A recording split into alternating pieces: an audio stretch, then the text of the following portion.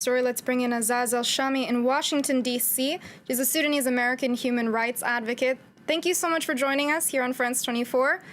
First off, can you tell us more about why today's marches are so important for Sudanese people? Thanks for covering. Well, as a date, it does. It's the 30th anniversary of the dictatorship of al-Bashir, and it came really timely after nearly a month after the massacre that took place on 3rd of June, and people were going to protest anyway. But I think after what happened in breaking out the protest, the sit-in in Khartoum, gave them more reason to come out and voice their refusal and their condemnation to how the TMC is handling this negotiation and this transitional state. And I think they're just expressing their voices, and they're just wanting to make it clear, loud and clear again to the TMC that they are not accepted and they do not represent the Sudanese people. Let's talk more about those negotiations. Where do they stand as of now? Have protesters' demands changed?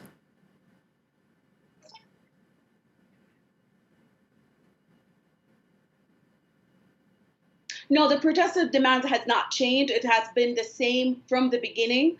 One of the famous slogans were "Tasqut bas," mean it must fall, and by that they mean the whole regime, not just faces.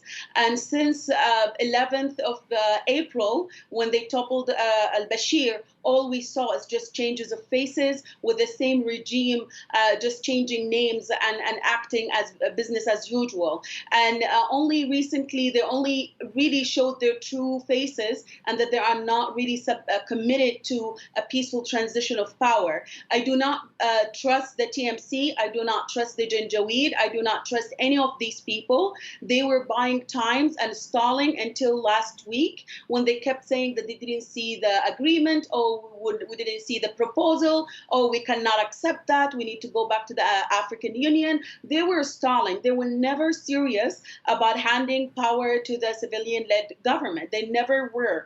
And I think this is one, the protest today is to pressure them and put them at the line and make them, force them to sign that.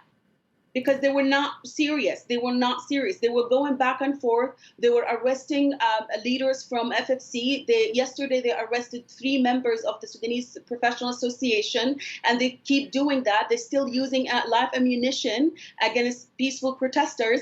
And I will have to respond to the big lie about 3 people falling from their soldiers, which is not true, unless there was friendly fires among themselves. But the Sudanese protesters did not use force, they did not use gun, and they will never do that. The whole idea of this movement, that it's nonviolent resistance, and people are committed to being peaceful, and they know very well that this is their weapon. The more they remain peaceful, the more they have chances to win, and that will not change. Not today, it did not change in the past, and it will not change in the future. So whatever they're saying about the 3 people were killed, they need to look into it. It might be among themselves, but not the protester. Nobody killed them.